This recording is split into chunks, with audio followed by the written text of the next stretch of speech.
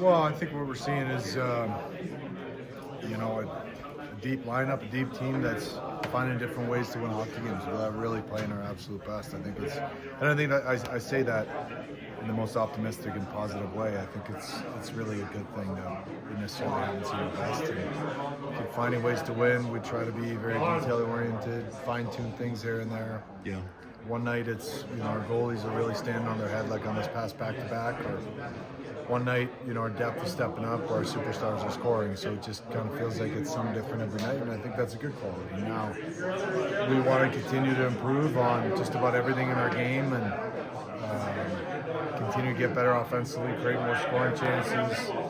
We want our special teams to be really, really good, but I think the one thing that we keep getting back to is our defensive habits, our defensive game. Right? Like that's for us. That's where it all starts, and that's where most of the focus is on. So we'll continue working on it. How are you feeling back on the first power play line after the last few games? How would you assess your performance and the entire line in general? I think the power play is one of the things that we continue to work on, right? I think we're understanding where we're at. We're understanding that if our power play can start chipping in goals on a nightly basis, obviously that makes a big difference. But it's early on in the season. We're working out a few things and trying a couple different looks, and I think that's one of the things when it's not working. It's easy to start overthinking it, start pointing fingers, start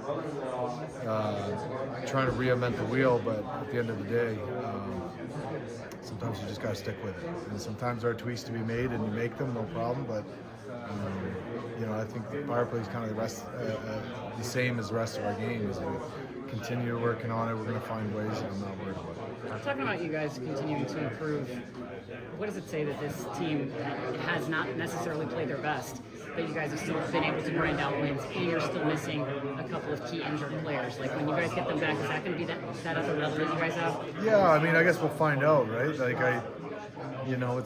it's one thing to feel like you haven't played your best. It's another to be able to find that level, find that gear, and to be able to consistently do it. That's ultimately the goal, right? Is to get to our top level and our highest gear for 60 minutes and keep that effort night in and night out.